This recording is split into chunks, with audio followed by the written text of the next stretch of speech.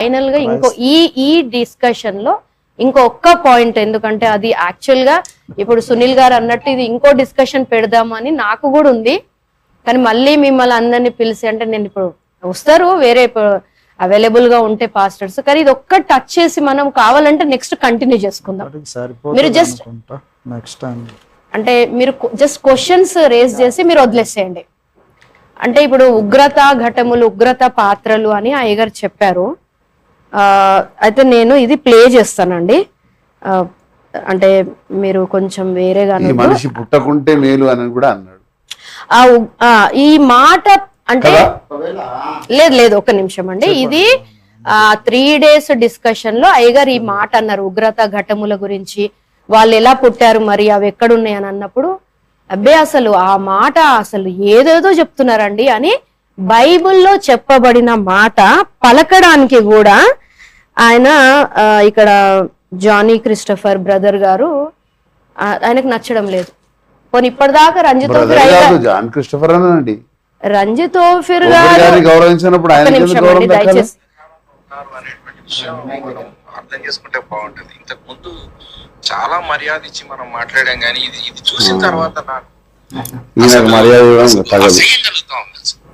అసహ్యం కలుగుతా ఉంది. ఏంటంటే కర్మాగారం ఉంటది, అది ఎగ్జాంపుల్ లాగానే చెప్పారు. మరి ఆయన నిజంగానే అట్లా జరుగుతుంది అనుకున్నారో, ఆయనకి ఏమైనా కలొచ్చిందో నాకు తెలియదు. కానీ ఎంత ఘోరమైనటువంటి మాట అసలు. అసలు ఒక్కసారి ఈ 3 స్టేట్మెంట్స్ ని మనము విశ్లేషిస్తే, అసలు వాక్య పరంగా ఆయనకు ఇలాంటి ఆలోచనలు రావడానికి ఏమైనా క్లూ బైబిల్ మొత్తంలో ఎక్కడైనా ఉందా సుధాకర్? ఒక కర్మాగారం ఉంటది, దాంట్లో ఆత్మల పదార్థం తయారవుతుంది. అందరినీ కూడా దేవుడు యునిక్ గా చేశాడని బైబిల్ చెప్తా ఉంటే కర్మాగారం అనే కాన్సెప్ట్ ఎలా వస్తుంది?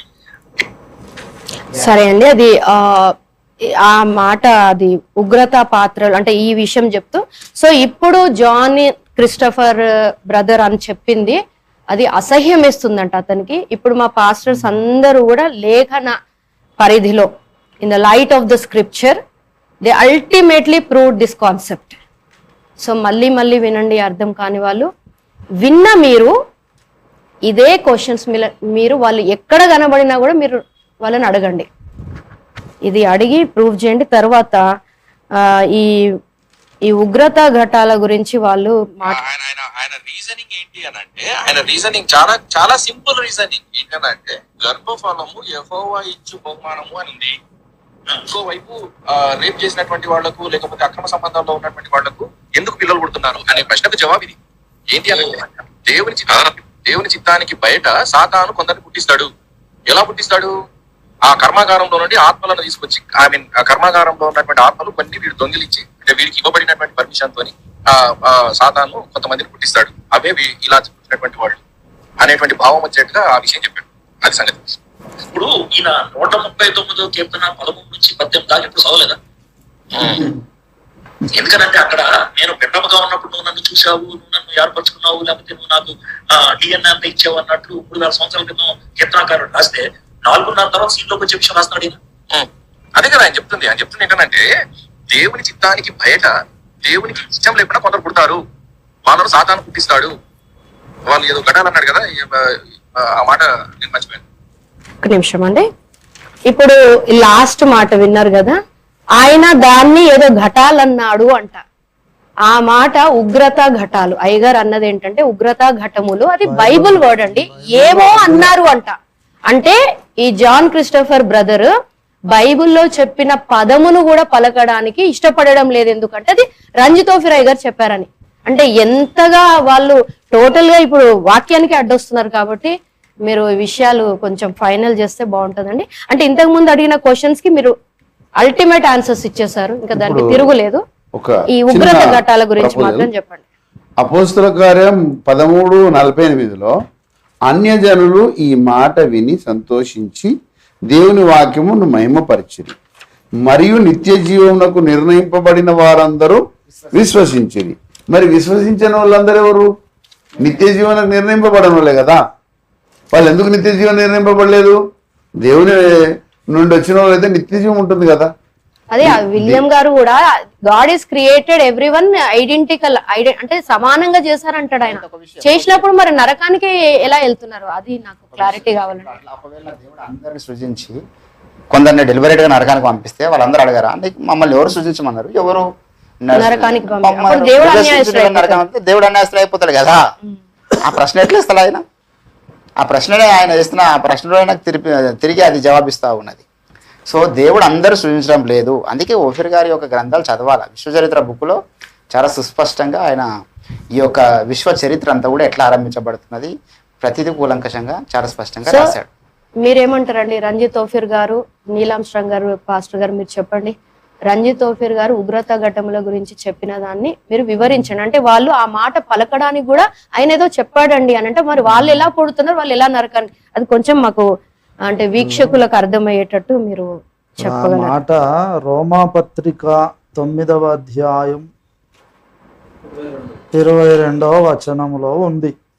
రోమా 9:22 అలాగూ దేవుడు తన ఉగ్రతను అగుపరచుటకును తన ప్రభావమును చూపుటకును ఇచ్చయించిన వాడై నాశనమునకు సిద్ధపడి ఉగ్రతాపాత్రమైన ఘటములను ఆయన బహుదీర్ఘశాంతముతో సహించిననేమి. ఇది ఘటములు అనే మాట ఇక్కడ ఉంది. తర్వాత 23లో 9:22 మరియు మహిమ పొందుటకు ఆయన ముందుగా సిద్ధపరిచిన కరుణాపాత్ర ఘటముల ఎడల అన్నాడు.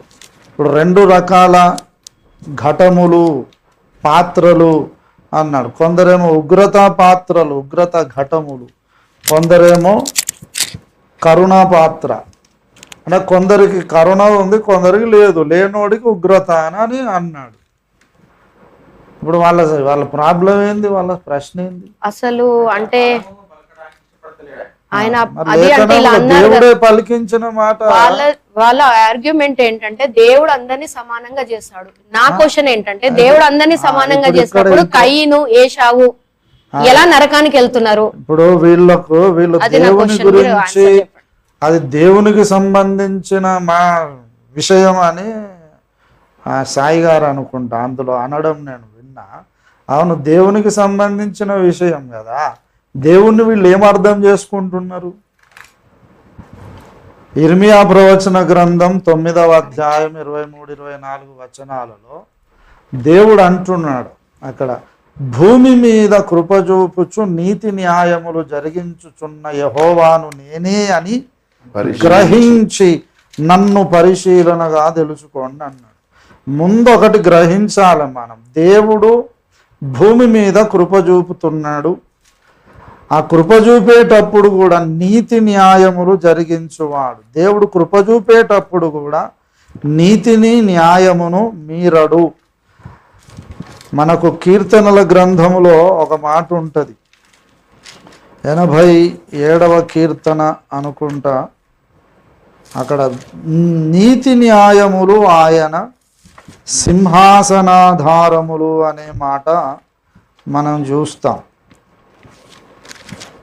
89వ కీర్తన 14 నీతి న్యాయములు నీ సింహాసనమునకు ఆధారములు అని ఉంది. 97వ కీర్తన 2వ వచనంలో కూడా అక్కడ కూడా ఈ మాట ఉంటుంది, నీతి న్యాయములు ఆయన సింహాసనమునకు ఆధారం. ఇప్పుడు వీళ్ళను మనం ప్రశ్నలు అడుగుదాం. దేవుడు నీతి తప్పడు, న్యాయము తప్పడు, కృపగలవాడు.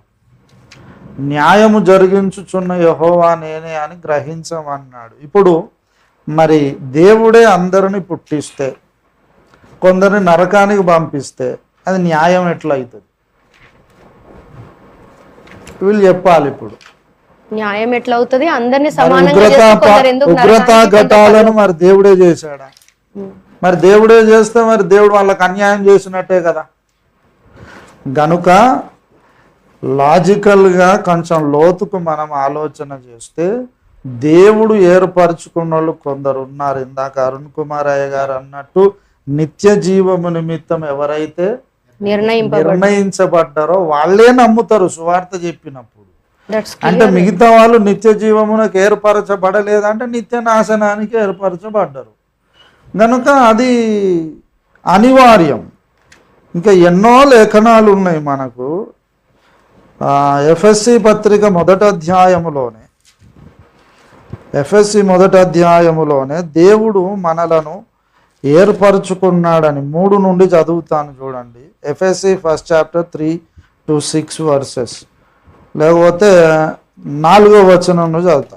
ఎట్లనగా తన ప్రియునియందు తాను ఉచితముగా మనకు అనుగ్రహించిన తన కృపామహిమకు కీర్తి కలుగునట్లు తన చిత్త ప్రకారమైన దయాసంకల్పము చొప్పున యేసుక్రీస్తు ద్వారా తనకు కుమారులనుగా స్వీకరించుటకు మనలను ముందుగా తన కోసము నిర్ణయించుకొని మనము తన ఎదుట పరిశుద్ధులమును నిర్దోషమునై ఉండవలెనని జగత్తు పునాది వేయబడక మునుపే ప్రేమ చేత ఆయన క్రీస్తులో మనలను ఏర్పరచుకున్నాడు. ఎప్పుడు ఏర్పరచుకున్నాడట? జగత్తు పునాది వేయక ముందే దేవుడు కొందరిని తన కోసం క్రీస్తు ద్వారా కుమారులుగా స్వీకరించడానికి ఏర్పరచుకున్నాడు. ఆ ఏర్పరచుకున్న వాళ్ళే ఆయన దగ్గరకు వస్తారు. ఆయన పిలుస్తున్నాడు కూడా. ఆ యెషయా ప్రవచన గ్రంథములో 43వ అధ్యాయం వాళ్ళు యాకోబు దేవుడు చదవాలి. ప్రీ డెస్టినేషన్ థియరీ చదివితే కానీ అర్థం కాదు. వీళ్ళు ఏదో అనుకుంటున్నారు, చాలా ఎక్కడనో వెనుకబడి ఉన్నారు. ఇప్పుడు ఐడెంటికల్ అనే ఒక మాట ఎవరన్నారమ్మా? ఐడెంటికల్ విలియం కుంటం గారు అన్నారు. అది ఆన్ రికార్డ్ ఉందండి, ఆన్ రికార్డ్. ఇక్కడ మత్తయి 23:31 అందువల్లనే మీరు ప్రవక్తలను చంపిన వారై కుమారులై ఉన్నారని మీ మీద మీరే సాక్షిని చెప్పుకొని ఉన్నారు. వీళ్ళు ఐడెంటికల్ ఎట్లా అవుతారు? ప్రవక్తలను చంపితే ఆరిజిన్ ఫ్రమ్ గాడా? అంటే maybe they are looking for to the flesh of the human being. Only flesh చూస్తున్నారు వాళ్ళు. That is very simple. అందరినీ సమానంగా చేస్తే కొంతమంది నరకానికి ఎందుకు వెళ్తున్నారు? అసలు నరకం చేస్తే దేవుడు అన్యాయస్తుడు అయిపోతాడు కదా.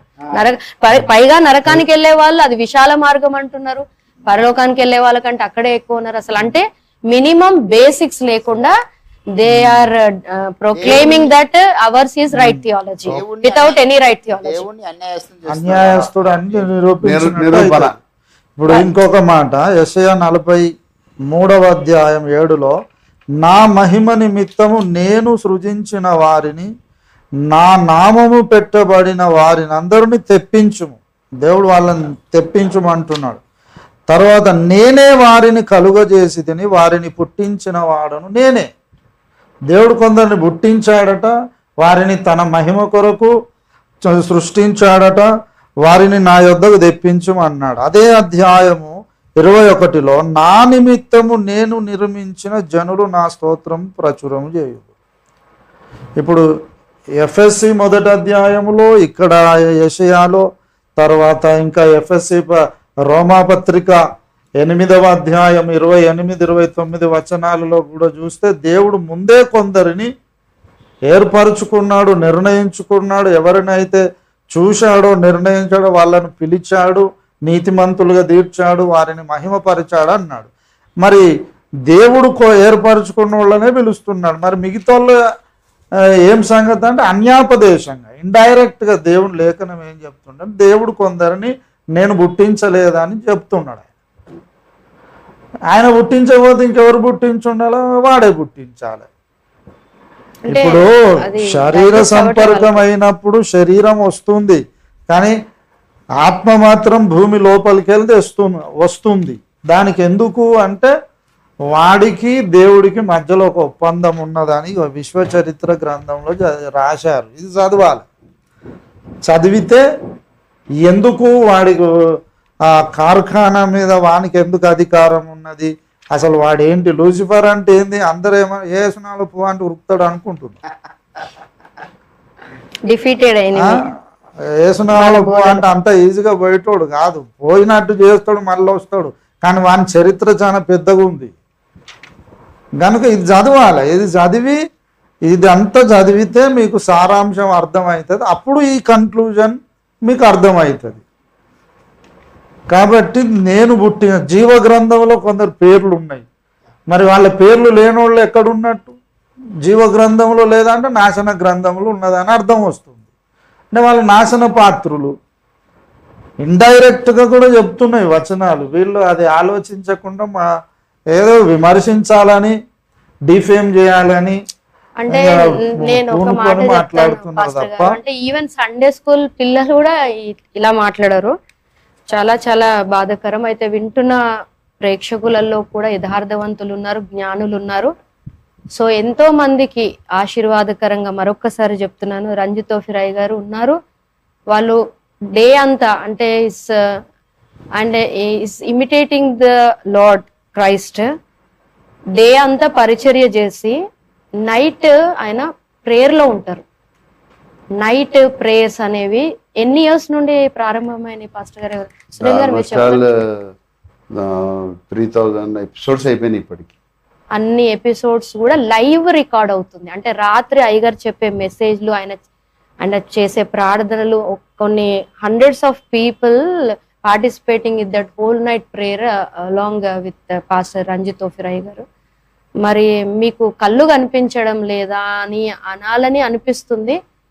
ఇవన్నీ ఆన్లైన్ ఉంటారు. అసలు అయ్యగారు ఎప్పుడు కూడా ఆయనకంటూ ప్రైవేట్ లైఫ్ లేదు. ఎన్నెన్ని మాటలు అంటున్నారో వింటున్న వాళ్ళల్లో యథార్థవంతులు, ఈవెన్ వాళ్ళ ఫాలోవర్స్, వాళ్ళ పేజ్ని వాళ్ళని ఫాలో చేస్తున్న వాళ్ళు కూడా మీరు తప్పకుండా వారిని ప్రశ్నించండి.